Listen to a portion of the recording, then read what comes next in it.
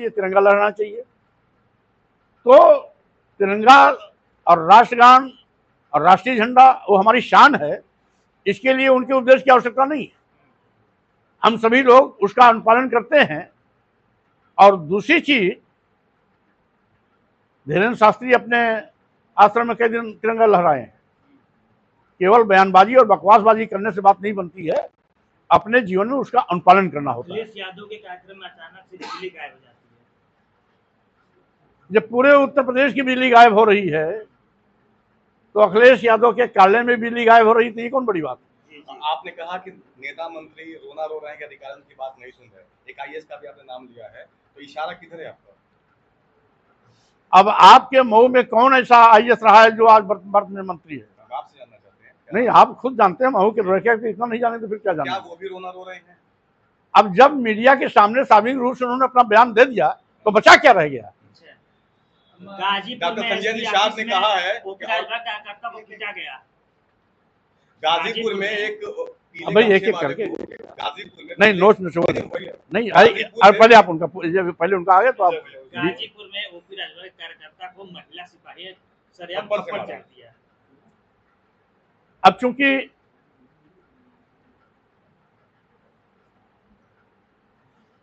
हो सकता है कार्यकर्ता ने कुछ बदजुबानी की हो, कोई महिला पुलिस किसी को अनायास थप्पड़ तो नहीं मारेगी,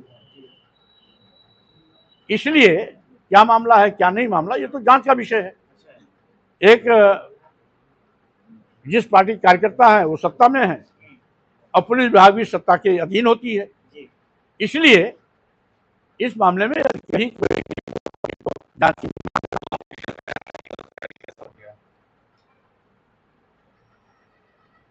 इसको तो उस कार्यकर्ता से पूछना चाहिए। उसका ही बयान है, उसका ही वायरल बयान हो गया कि गलतफहमी में ऐसा हो गया। हाँ, तो हो सकता है। अब मामला क्योंकि सरकार की बदनामी का है तो ऊपर से इशारा होगा कि तुम सरकार का बयान दो, लेकिन जो कुछ होना था वो तो हो गया। पीला गमछा कमाल नहीं किया, वो तो कहते हैं मंत्री जी की पीला गमछा लगा के जाओ पुलिस वाले में। अब पीला गमछा वाले ही जाने कि पीले गमछे की क्या हनक है, क्या धमक है। अगर हनक धमक होती तो शायद थाने पिटाई तो नहीं होती। पीले गमछे का पावर कम हो गया है। डॉक्टर संजय निषाद ने कहा है कि औरंगजेब की सोच रखने वाले पाकिस्तान चले गए। अब भाजपा में रह के और कौन भाषा बोलेंगे? ये ओम प्रकाश राजभर जी हों या संजय निषाद जी हों, जब भाजपा सत्ता का आनंद ले रहे हैं तो भाजपा की भाषा तो बोलना पड़ेगा, और भाजपा की नई भाषा नहीं बोलेंगे तो गठबंधन से बाहर कर दिए जाएंगे।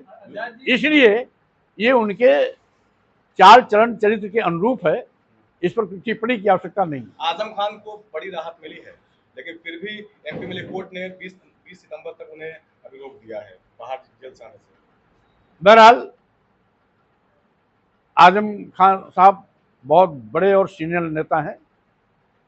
राजनीतिक द्वेष भावना से जो कुछ भी उनके साथ घटना घटी है वो बहुत ही निंदनीय है, दुखद है। लोकतंत्र में बदले की भावना से कार्रवाई नहीं होनी चाहिए। जिस तरीके से आजम खान साहब के खिलाफ सरकार ने बदले की भावना से काम किया है, कहीं कोई इतना बड़ा नेता मुर्गी चोरी करेगा, बकरी की चोरी करेगा?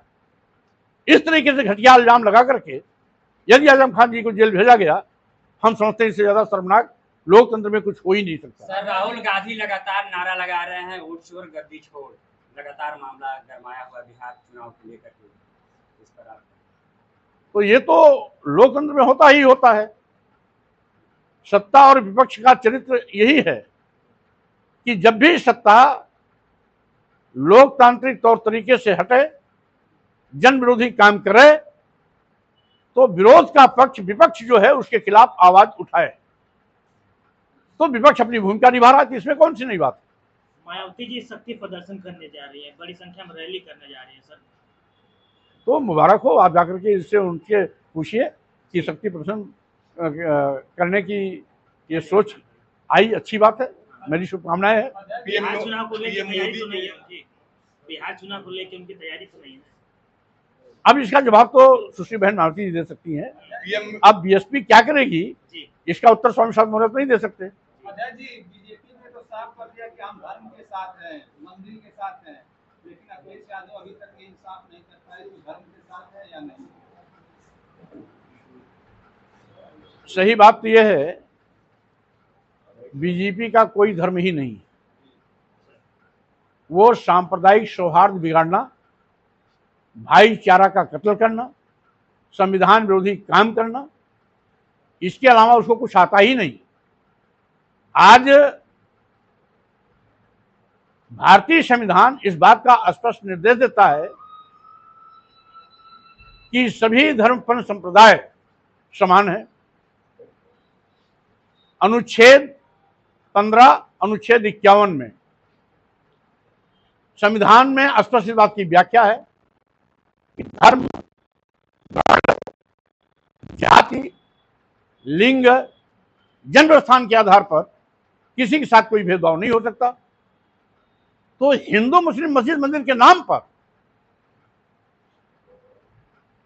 भाईचारा और आपसी सौहार्द का कत्लेआम करने वाले भारतीय जनता पार्टी संविधान विरोधी काम कर रहे हैं। मैं इसकी घोर निंदा करता हूं।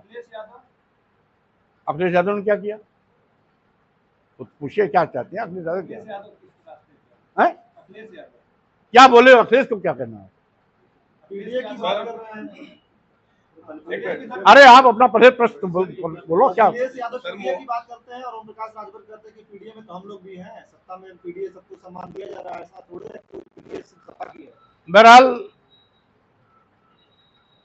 अखिलेश यादव जी स्वयं पीडीए की परिभाषा आज तक स्पष्ट नहीं कर पाए, स्वयं कंफ्यूज हैं। जो पीडीए की परिभाषा पी का कभी पिछड़ा बताता हो और कभी पंडित बताता हो, डी का मतलब कभी दलित बताता हो, कभी डिम्पल यादव बताता हो, ए का मतलब कभी अगड़ा बताता हो, कभी आधी आबादी बताता हो, कभी अल्पसंख्यक बताता हो, जो खुद कंफ्यूज है वो पीडीए की कोई बात क्या करेगा? स्वाभाविक रूप से आज समाजवादी पार्टी भी अपनी भूमिका से हट के काम कर रही है। बड़ी विपक्ष पार्टी है, उसे सड़क पर उतरना चाहिए, सरकार को घेरना चाहिए, सरकार के काले कारनामों को उजागर करना चाहिए। ऐसा न कर करके केवल पीडीए की सिगुफाबाजी से वो लोगों को अंधेरे में रखने की कोशिश कर रहे हैं। बहरहाल हमला करने वाले हमला करते रहेंगे,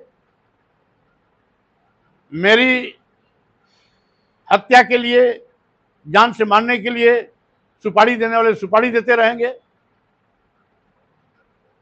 गोली मारने के लिए कोई 51 करोड़, कोई 25 करोड़, कोई 50 करोड़, कोई 40 करोड़ या कोई 21 करोड़ की बोली लगाता रहेगा।